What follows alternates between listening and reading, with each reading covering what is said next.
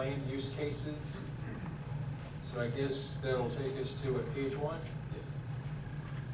And Mr. McElwain from Planning and Development will lead you through the public hearing.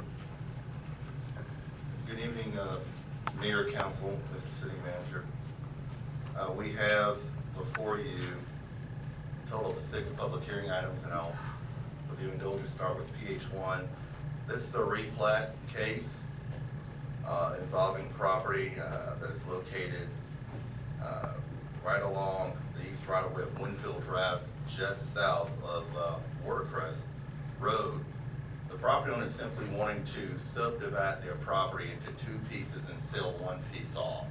So what you have in your packet is a plat or a map that shows 2 distinct parcels of land. The smaller piece is what is basically contemplated being sold off. As Dr. Shinami have mentioned to you all last week, platting is a ministerial act. Basically, the applicants met all the city's development guidelines. The Planning and Zoning Commission has approved the plat, and the plat is before you for the 2nd round of approval. So we are recommending that the council approve this replat action at your next city council meeting. For the purposes of training more than anything else right now, could the city attorney give us what our options are as a council when we're considering the planning process, or maybe let the public know as well what our requirements are? Sure.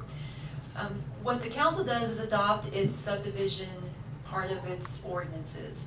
And as long as a plat that is submitted to the council is in compliance with your subdivision ordinance and with the relevant platting laws and the laws in the local government code, then it's really a ministerial act on the council's part. There is no discretion in whether to approve the plat or not.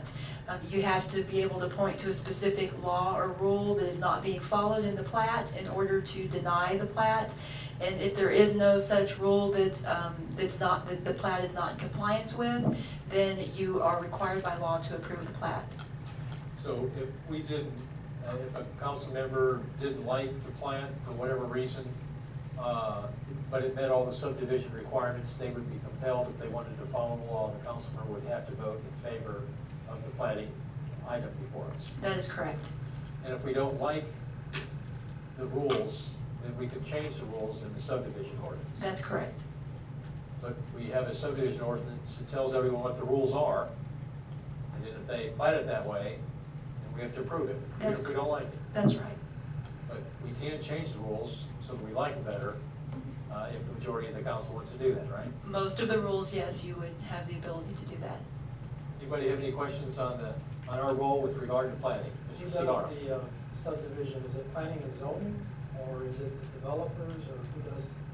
The plan is brought in by the owner and his or her agent. It is reviewed by the planning staff and public works engineering staff.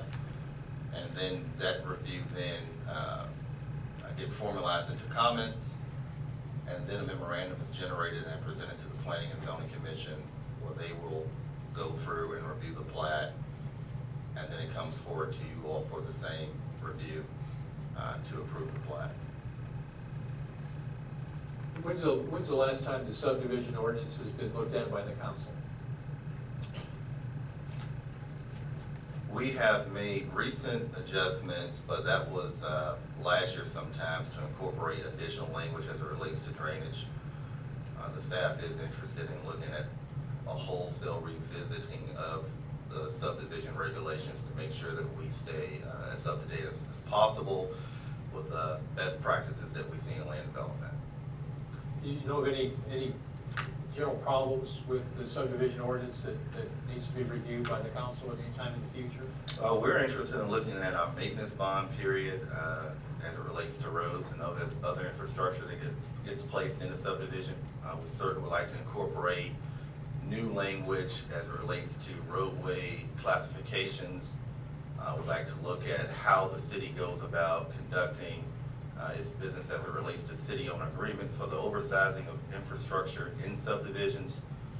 We are looking at basically a whole myriad of things that we would like to do, Mr. Mayor. So we're look at perhaps getting some buy-in from the Planning and Zoning Commission, and certainly from you all at the time that it's convenient to bring these before you. Would it be appropriate if we have a schedule of a joint meeting with Planning and Zoning at some point in the future to address those items jointly with Planning and Zoning Commission? I think so, yes, sir. I think that's in our plans, right? Thank you. Any questions for Mr. McElwain? Yes, Well, please. Lance, when you take that into consideration, a subdivision and all that, how connected is it to the comprehensive plan that, was developed by the city a couple of years ago? It's only been out a few years, so. The subdivision pretty much rides hand in hand, if you will, with the zoning ordinance. So it's actually the zoning ordinance that we look at to make sure it is consistent with the comprehensive plan in terms of the character of an area when it's developed. And what I mean by that, Mr. Segura, is that if you, in fact, rezone property and you're doing it inconsistent, it was consistent with the comprehensive plan, then by default, your plat should be consistent with the comprehensive plan. So in this particular case, with it being a basic replat, this is an area that's already developed with a self-storage unit on site, and it's designated as general commercial, so the replat doesn't affect anything. Any other questions for Mr. McElwain? Thank you, sir. Next item? The next item, P